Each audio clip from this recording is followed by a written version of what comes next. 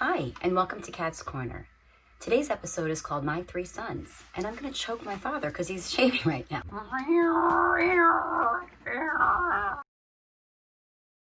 Hi, and welcome to another episode of Cat's Corner.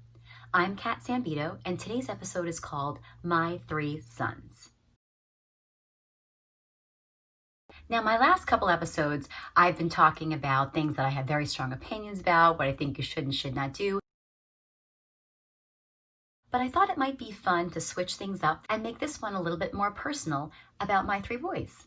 Before I had my oldest, I had 2 miscarriages, and I think that's important to note because I feel like it's something that we as a society don't really talk about. And it's nothing to be ashamed about, and when I tell people now, it's to bring awareness to the fact that it's really common. But I'm not looking for sympathy or anything.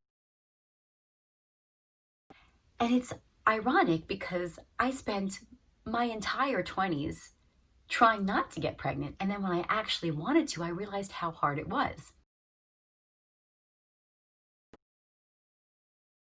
So Luke is my oldest, and he's 8 years old, and I refer to him as my brooding Hamlet because he takes things very seriously. But on the same scale, if he's really excited about something, it's like the best thing ever. There's just no middle ground with him. It's either the worst day ever or the best day ever. So I'll give you an example of Luca. He calls me in last night to the bedroom. I go in and he pulls me up to the bed and says, "Why are you so positive all the time?" I said, "Well, I think it's a better alternative to being negative." "Well, it's just annoying," he said. I mean, everything he feels very deeply. He does not like to do something wrong or behave badly. He loves to ask me about, did I ever misbehave in school? And there's this one story about this substitute teacher. If you grew up around here in Westchester, maybe you had her too. Her name was Mrs. Brainstatter. One of the only times I ever got in trouble in school was when I called her Mrs. Brainsplatter, and I had to go to the principal's office. Well, Luca loves it because he just can't wrap his head around the idea that a parent could do something bad, even as a kid. And he just would never. I mean, he used to joke to me at school and be like, "I got in trouble today." Like, "You did?" It's like, "No." Because he really takes a lot of pride in behaving well. And it's sweet, but I also kind of worry about him a little bit because I want to make sure he understands that it's okay. We screw up all the time. Adults, kids, that's how you grow, that's how you learn. But I also understand he's our first child, and maybe we were a little bit more strict. I mean, I was a crazy person when I was pregnant with him, so I get it. Luca likes things a certain way. He likes his bed a certain way. It's always made. And his relationship with my middle son, Alexander, they remind me of that show, The Odd Couple. And they share a room together, which is really funny because you have these two really, really different personalities. And I will hear them bickering at night. And then by the end of the night, it's just complete silence. I mean, Alex goes, and then passes out. And Luca will be like, "Alex, please be quiet. I'm trying to go to bed," because he's very serious and he understands bedtime. And Alex is like, "Whatever. I'm going to go until I literally pass out." And it's really sweet though, because even though they might bicker throughout the day or even as they're going to bed, when I come in and check on them in the middle of the night, they are almost always sleeping in Alex's bed together. And they have plenty of space. They have full over full bunk beds, but yet they always somehow end up together.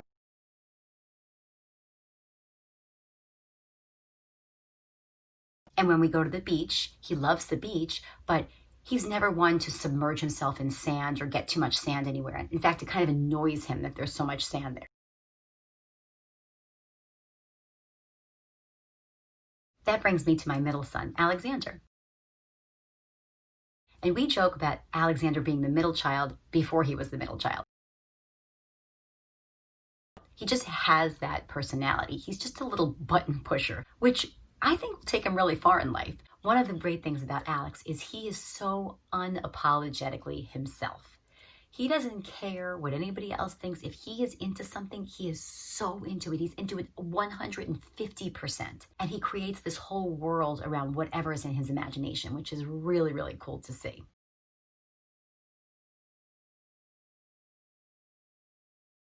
Alexander is 6, and my nickname for him is Joe College because I swear he's going to be the one manning the kegs at the keg parties when he gets to college, or maybe sooner. He's just so full of life and fun, and people like to be around him. He's like the life of the party. He's also really funny. He says to me, "Beware the wrath of my balls." And then he says to me, "What's wrath mean?"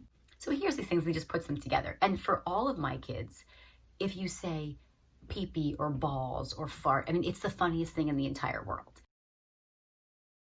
I get kind of annoyed, but then I remember, you know what? I remember our family vacations, and my older brother and I would be playing this game in the car where we would pretend to make sandwiches on our arm, and it would always end up that we would be adding poop or pee to our sandwich, and we would crack ourselves up like it was the funniest thing ever. And now I see them doing it, I'm like, I get it. I was there. I heard him and Luca talking one night and getting very intense about what they were saying, and I said, "What are you guys doing?" He's like, "Oh, just some good old-fashioned fighting."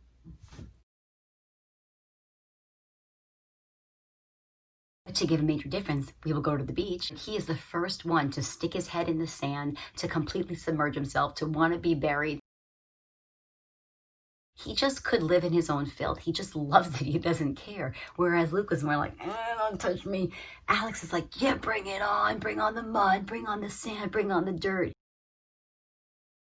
My phrase I always say to Alex is, "Alex, you got to switch to decaf, buddy. You got to switch to decaf." And he has no idea what I'm saying. It's just, he operates at a very high intensity level. And there's Jonathan. Jonathan is our happy surprise, as I like to call him, because as I said earlier, I had a lot of complications early on, but then it got easier and easier for me as I got older.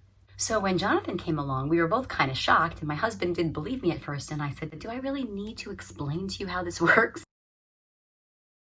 And he beats to his own drum.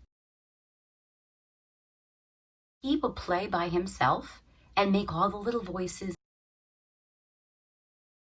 And it's sometimes a lot for Jonathan to sit through because he's 4. So he's up and down, and he comes running down last week with 2 pairs of goggles on his head and his glasses, and he's doing this little boogie because he just wants to laugh.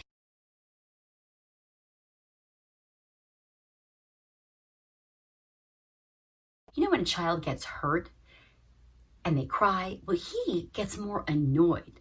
He will run full force into something.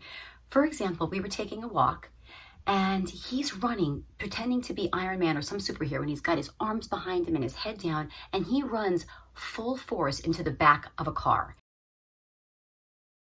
And we just see kind of the aftermath of the, and he looks at the car and he yelled at it. He wasn't crying. He was more annoyed that he ran into the car and hurt himself because it was in his way. I mean, that's just him. And he loves to do, like little brothers do, everything that his big brothers do, which drives them insane.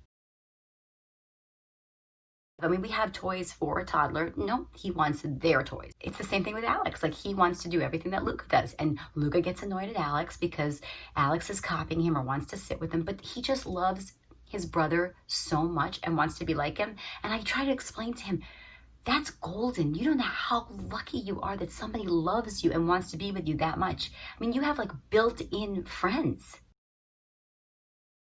which has come quite in handy during this time where we've been stuck at home. So I thought it would be fun to be a little bit more personal with this one and give you some insight into my family life and how my 3 children are. And I wonder if you guys have any similarities or differences or things that remind you of your own kids, because it's really, really funny to me how 3 kids can be raised in the same house and have such vastly different personalities. Thank you for indulging me. Thank you for watching. Please subscribe, and I'll catch you next time. Bye.